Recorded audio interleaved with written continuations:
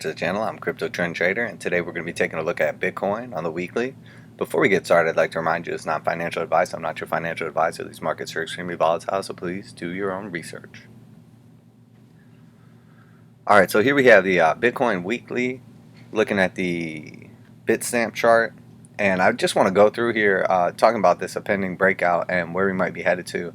But I want to start off by just building our chart together. So we're going to start here with the Fibonacci tool, and we're going to start down here at the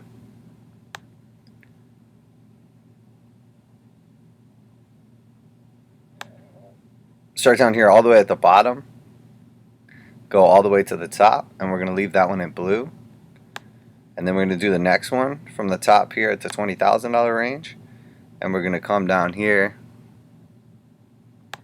to the bottom at the $3,000 range.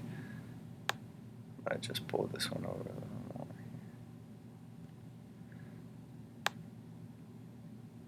At the $3,000 range, and then we're going to change that one over to orange. And then finally we're going to do one more.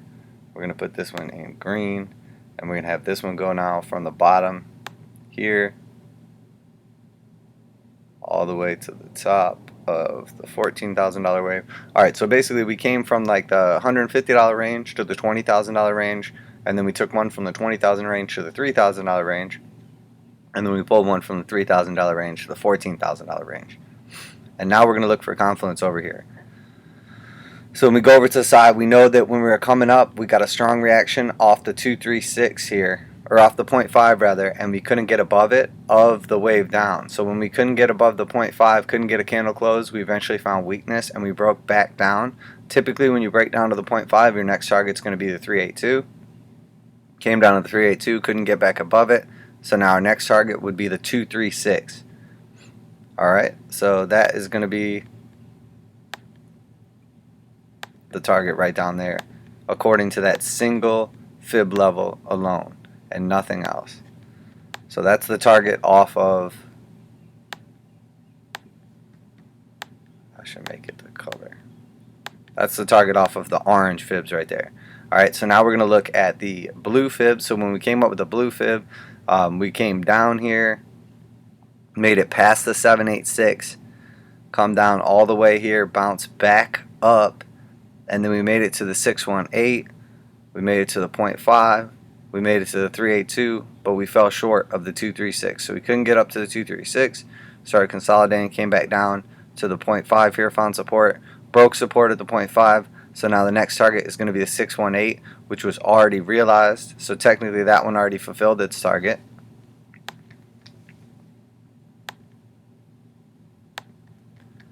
And we're just going to change that one over to blue. Alright, and then the next target, if we made it past the 618, is 4422. So that is way down here if we have to realize that one. Alright, and then finally, so that was the blue and the orange. We're going to look at the green now. We came up here, topped out on the green, came down to the 236, and we could verify that that was in fact a swing high. We made it not quite down to the 0.5, did that whole little consolidation, could not close again above the 236 here, and then we came back down, and when that finally broke, we broke straight through the 0.5, tried to come back up and retest it, and that's the current candle we're on right now, the weekly candle. We came back up to test it, couldn't quite get back up to it now. So if we don't make it up to the 0.5 here, what I would suspect to happen is hit the 618.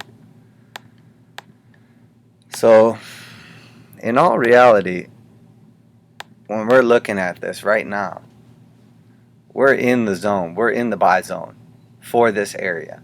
So if you see any kind of strength coming out of this, we can expect that we're going to at least come back up to the 85-78 range. If not that, the 94-83 range, and then finally the target would be the 10,000 range. That would be on a bounce from this area. If we don't get a bounce from this area, I mean at least to realize this 0.5 target here and then sell back off, if we don't get a bounce out of this area, there is not a lot holding us up. If we don't get one at 7,400 and we don't get one at 7,000, if we break through that, the next potential Fibonacci target is all the way down here at 54.88. So I think it's very likely that we are going to get a bounce in this area. It also lines up with this support zone right here, all this support and resistance all through here. So to me, it seems very likely that rather than getting a massive continued sell-off, that we would get a bounce here. Now, granted, if we sell off to 7,000 or just under 7,000 right here, I mean, that's a $1,000 move down from where we're at right now at just over 8,000. So I mean, that's a hell of a drawdown. $1,000 on 8,000, it's like 12%. But I mean, in all reality, 12% if you're laddering in right here for any kind of potential move to the upside, even if we made it to the actual 0.5 would be 22%. If we made it to the 382, that would be 34%. So there's definitely some potential to the upside here. But again, I don't want to just start getting bullish and trying to call trend reversals either, because that's how you get wrecked. So all right, so now we're going to see, I just want to draw in a couple of these bad boys too. So that was basically our consolidation zone before we got capitulation. This was the area that we were just having trouble breaking above. Once we capitulated, and then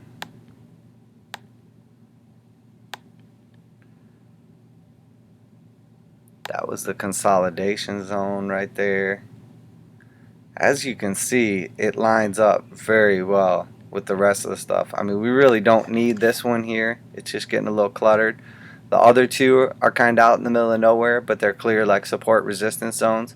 So I think basically as far as building our chart, that's going to give us enough information to get clear targets using Fibonacci.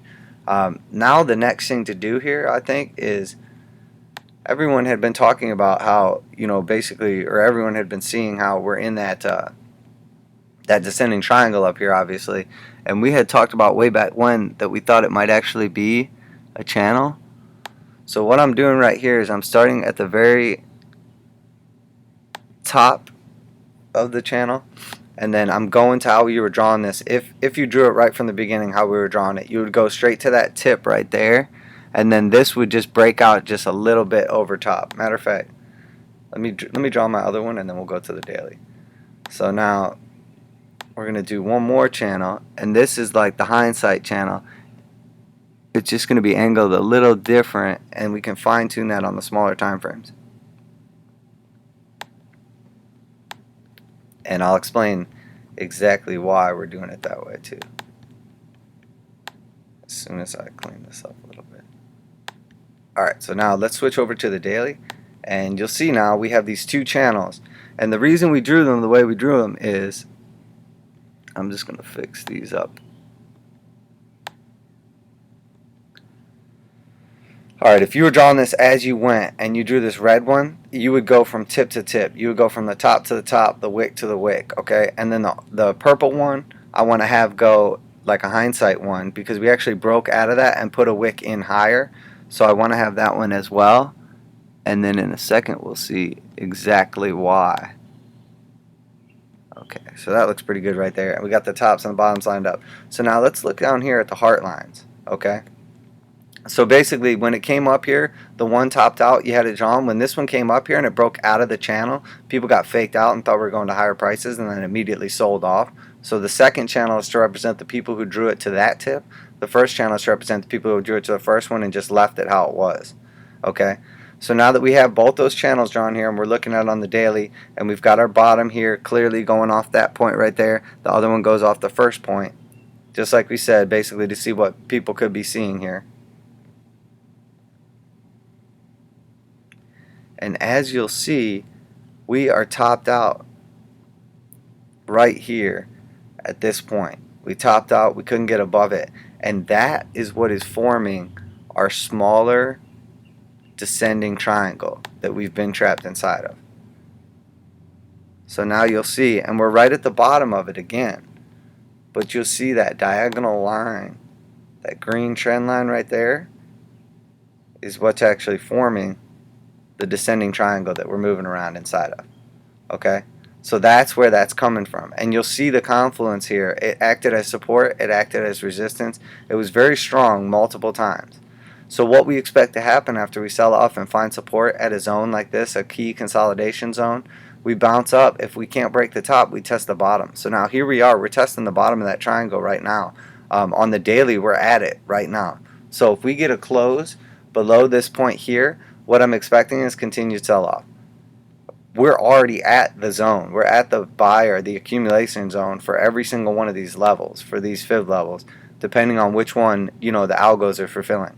So at any point in time, we could sell off to any one of these levels and get a bounce from there. So be watching this area very closely. I mean, even if we just come down to right here, that's going to put us on, that's going to put us basically like third week of October. But I would expect some kind of reaction outside of that. What I would not expect at this point in time, I would not expect us to break out of this channel. This is probably the strongest thing that we have going, like in the immediate time frames. And then also,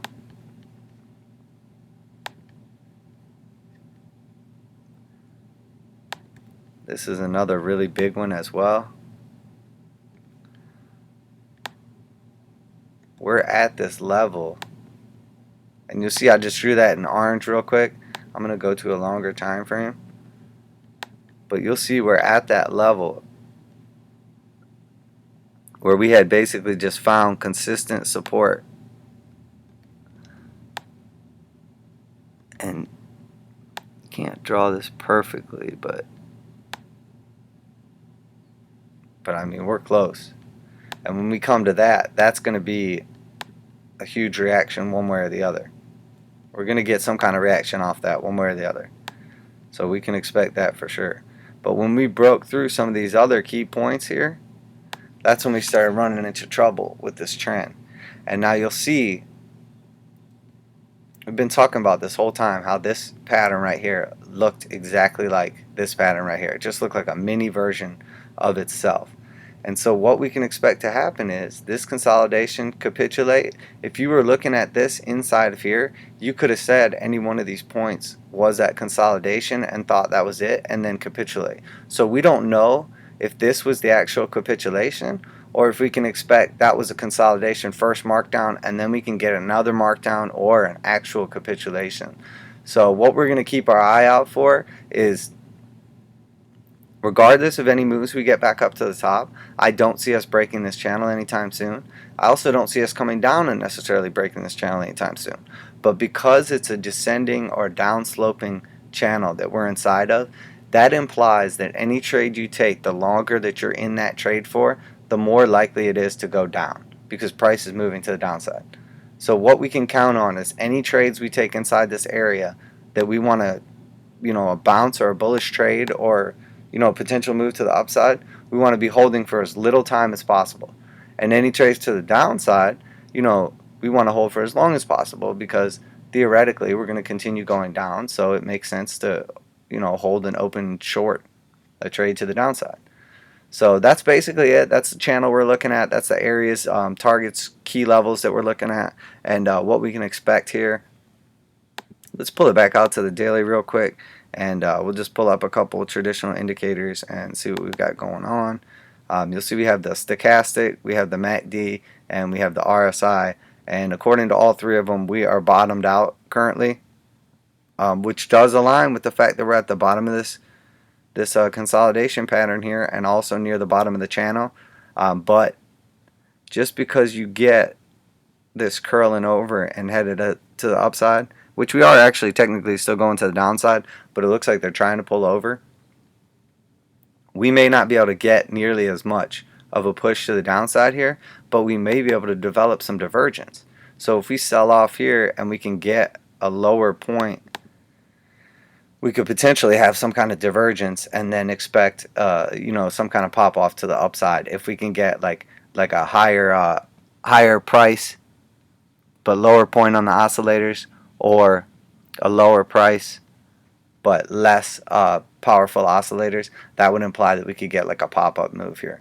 But this channel that we're inside of is huge right now, and I'm not saying we're going to get all the way back up to the top, but we're looking at 24% to the top of the channel. And if we do continue to sell off and we even get into, let's say, the middle of this zone right here, which comes into confluence with that trend line, I mean, we're talking about a 40% potential move.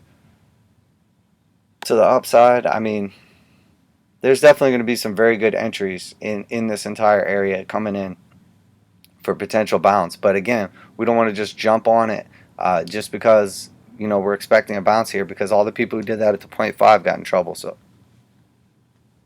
there we have it. That's our basic breakdown.